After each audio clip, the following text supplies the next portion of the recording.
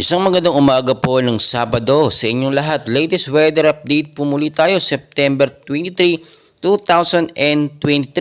So dalawang active low pressure area po ang ating binabantayan ngayon. No? Ang isa nga po estimated na may layo pong 85 kilometers northeast of Infanta, Quezon.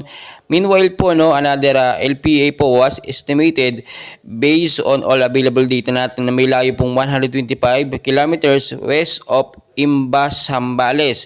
Makikita niyo naman po sa ating pinaka-live radar, dalawang active low pressure area po ang ating binabantayan na posible nga po maging bagyo sa loob lamang po ng ilang mga oras kung ito po'y lumakas, base na rin sa kanilang lakas ng hangin niyon. As of now, ang dalawang active low pressure area po na ito ay nagkaroon lamang po ng lakas na 35 kilometers per hour, At makikita naman natin wala pa naman itong direktang epekto sa ating bansang Pilipinas. Nakaranas po tayo simula kagabi hanggang sa hapon pa ng tuloy-tuloy po na pag-uulan, Hindi naman ganun kalakas pero tuloy-tuloy yung pag-uulan dahil na nga po yun sa tinatawag natin na active low pressure area.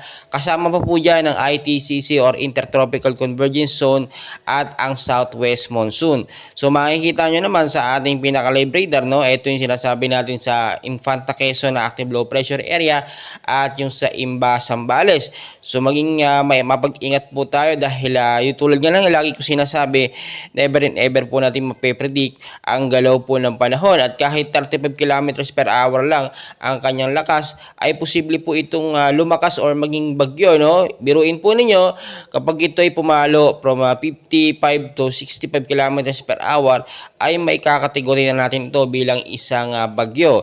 Pero sa ngayon wala pa naman, hindi pa naman ito ganoon kalakas, mahina pa.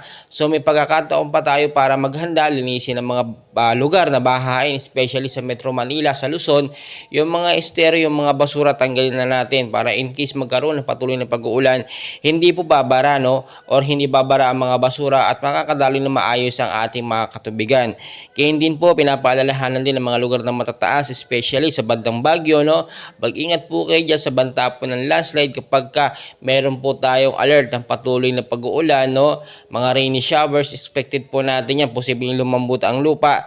At ito po yung maging cause ng landslide. Maging I am ready po tayo dahil patapos na nga ang buwan ng Setyembre ay na-expect natin, siguro isa o dalawang bagyo na lang posibleng pumasok sa ating Philippine Area of Responsibility.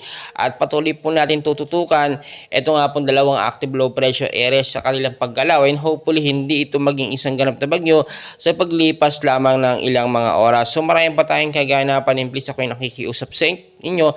Paki-like, subscribe, and hit na rin po ng notification bell para updated kayo sa ating daily weather updates. Maraming salamat po.